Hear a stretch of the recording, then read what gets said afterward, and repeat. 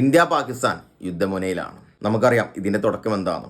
നമ്മുടെ 28 സഹോദരങ്ങൾ പാകിസ്ഥാൻ തീവ്രവാദികൾ കാശ്മീരിൽ വെച്ച് കൊന്നുകളഞ്ഞു. അതിൻ്റെ മറുപടിയാണ് ഇപ്പോൾ ഇന്ത്യ കൊടുത്തുകൊണ്ടിരിക്കുന്നത്. പക്ഷേ ഇന്ത്യയുടെ ഒരു ക്വാളിറ്റി എന്താണെന്ന് അറിയുമോ? ആ തിരിച്ചടി എങ്ങനെയെന്ന് നോക്കിയോ?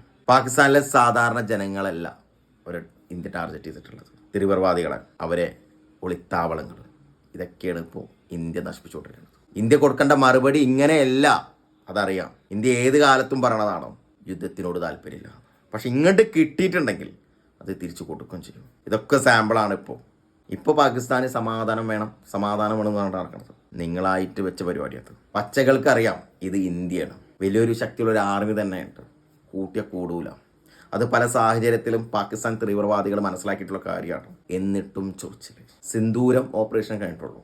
ഇനി ഭസ്മം ഓപ്പറേഷൻ ഉണ്ട്. അതിലേക്ക് എത്താതെ നോക്കുക. കാരണം ഇന്ത്യക്ക് സെക്കൻഡ്സ് മതി പാകിസ്ഥാൻ എന്ന രാജ്യത്തെ ലോകത്തിൻ്റെ മാപ്പിൽ നിന്ന് ഇല്ലാതാക്കാൻ പറ്റും. അത്രേ ഉള്ളൂ. ഇപ്പോൾ നരേന്ദ്രമോദി സ്റ്റേഡിയം തകർക്കുന്നു പറഞ്ഞ ഭീഷണി കൊടുത്തു. റാവൽപിണ്ടി സ്റ്റേഡിയം പോയി. അപ്പോൾ ഇതൊക്കെ നിങ്ങൾ ചൈനയുടെ വാക്കും കേട്ടിട്ടാണ് പച്ചക്കളി ഇറങ്ങിയിട്ടുള്ളത്.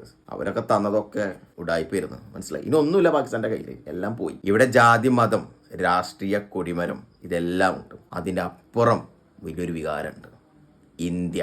അതിനെ തൊട്ട് കഴിഞ്ഞാൽ ഇപ്പോൾ സാമ്പിളാണ്. എന്നേക്കും ഓർമ്മയാകും പാകിസ്ഥാൻ.